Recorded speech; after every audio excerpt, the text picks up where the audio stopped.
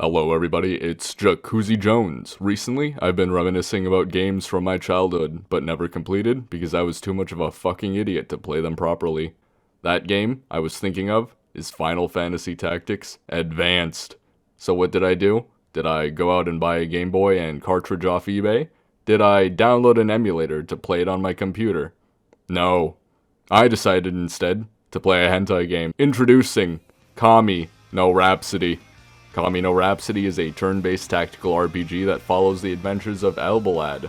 See, in this world, God did some shit, and humanity birthed a hero to challenge God, sealing him away, and after a long strife, ushered in an era of peace. Now, millennia later, the God Emperor is ailing and weak. Seeking a successor candidate, he creates a series of tests for several candidates to complete, the victor becoming the Divine Enforcer, who will usher in a new age. On your adventure, you will meet several kooky characters with their own strengths, weaknesses, and convictions for seeking the position of Divine Enforcer. This ranges from magic fairies puppeteering armor, trying to decipher what exactly God is and why they were sealed away, to hulking bear men that want the wisdom of the Divine Enforcer to become the greatest stand-up comedian in their village. So what do you have as a successor candidate?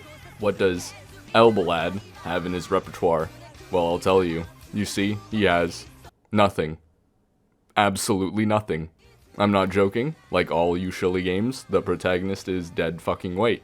His shtick is he has a good heart and a relentless pursuit of knowledge.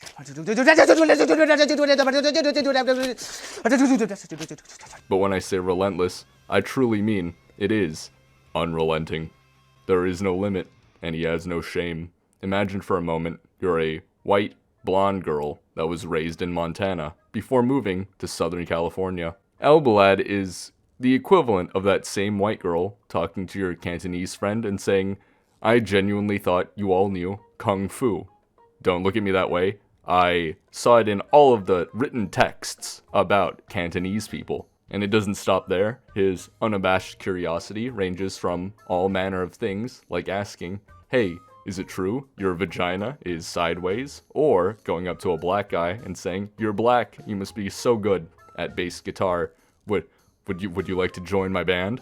Except in this case, it's a horse girl and a bear. But curiously, for some reason, they accept. What does he have though? He can summon his friends. How does he make friends? That's simple. He uses his cock, and with every dicking he does, the deeper his bonds grow, and the deeper they can cleave their weapons into the enemy.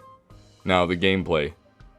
It's actually pretty fucking good. It is so much like Final Fantasy Tactics, but it has hexagonal tile placement, and so you have no ambiguity about whether you're shooting an enemy from behind or the side. I spent most of the game playing missions with the same handful of characters because, well, if it ain't broke, don't fix it. But actually, the reason is because every few chapters, you get a boss encounter with some enemy, and after beating them in a perfectly fair battle involving 7 people ganging up on them and stabbing them from 6 different directions while pelting them with arrows, you will get a cutscene where they wonder how you became so powerful and why they're so weak before you answer. Well, it's obvious. It's because you have no bitches. And while they join your party, slightly gimped in the health department because of the massive pounding you gave them, they still have their attack stats and special perks. These guys are your bread and butter that can carry you through most of the game's missions, so long as you don't go in expecting them to solo an entire area. Let me show you some of those characters. This guy, Horseman, is the first godsend to your team. He joins your party with nearly twice your average level, and has the ability to attack twice in a turn if you land a killing blow. Plus, as a horse, he has some of the largest strides in the entire game. What's this small child do? Well, she's actually a 200-year-old dragon, and if you get 10 mana, you can have her take her true form, where she becomes an unstoppable killing machine. And last but not least, we have the best character, Forunskin,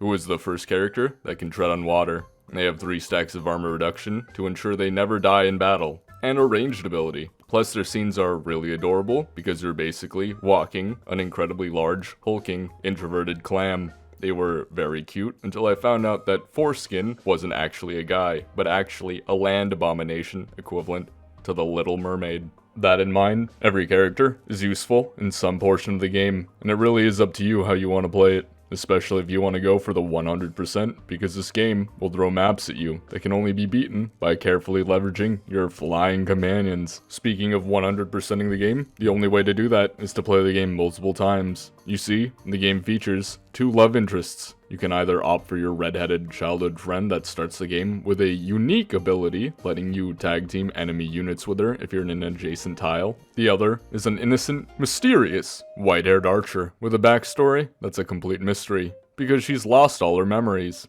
How do you unlock them? That's simple. By dicking her in a back alley. In fact, that's how you unlock most support abilities and backstory in this game. Like Fate Stay Night, no matter how enjoyable the overarching story is, you have to remember, at their core, these are hentai games. You're going to be whisked into wacky situations where the only solution to a magic bomb or a harpy's dream of flight is Elballad's penis. Why? Hey, it's sex magic. I don't need to explain how it works. It just does. If Harry Potter can be protected from the killing curse by the power of love, why can't Elballad, a Patronus, is activated by thinking about the happiest thing in your life? Tell me, what would be a better image? Talking to your parents, or nutting in the Dementor until it goes away? So you're probably wondering by now how the hentai is. I'll tell you. It's pretty good. All the stuff is really tame, but you're also inundated with it about halfway through the game. I'm not joking. It is endless, and you are forced to watch it to get the good ending. I was streaming this to my friends on Discord, and out of nowhere I had like 3 hentai scenes in a row. It doesn't stop, not until the game ends. I went into it trying to complete every scenario, and it didn't dawn on me that the reward for completing difficult missions would probably be a hentai scene with the character that introduced you to the area.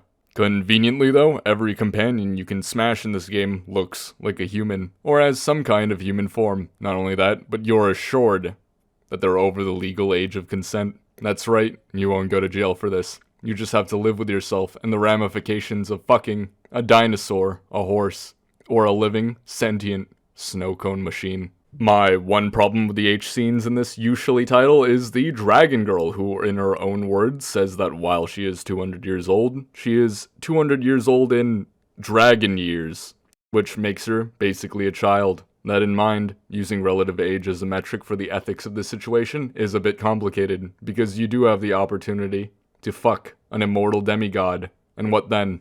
Is Elballad dicking a fetus? Yes. Now, hentai aside, my gripe with the gameplay is that it is so impossibly difficult to complete. Seriously, the Divine Enforcer gives you such bullshit missions that really make me wonder what his goals are. About halfway through the game, you meet some people that love you. The Divine Enforcer doesn't allow succubi or certain other races to compete in the trials of succession. Elballad writes this off, but it makes me think, why am I deforesting this entire portion of the map to get a quest reward? Why do I need to use a specific character to freeze this entire lake? Oh well, I'm sure the Divine Enforcer has his reasons, and who am I to question the infinite love and wisdom of the God Emperor in his quest to exploit unpaid interns for free labor? To be honest though, I didn't 100% it. I wasn't even close. All in all, this is an excellent game, and it has no grinding enemies for EXP. It can be completed with purely your tactical knowledge, and the game gives you enough curveballs throughout the story to keep the formula fresh, so you don't get too comfortable having your Divine Beast and Horse Bro clear the entire map. It's a great game to play, and even has some cool things to check out in New Game Plus if you want to experience a new romance option. If you're like me, you'll want to play it on New Game Plus, which saves your medals and stats, making you and your team demigods on this earth. But more importantly, you'll want to do it because you accidentally killed off one of the potential allies you could have in your team, which forced you into the normal ending. How was I supposed to know? It said clear all enemies. I mean, come on. Check the description below for a link to the fully translated version of the game. Bear in mind, it is made in the land of Japan, so you're going to need to not only change your system locale, but also download the Japanese font pack, as well as install a file that fixes frequent crashing in usually games. Thanks for watching, and I'll see you guys later.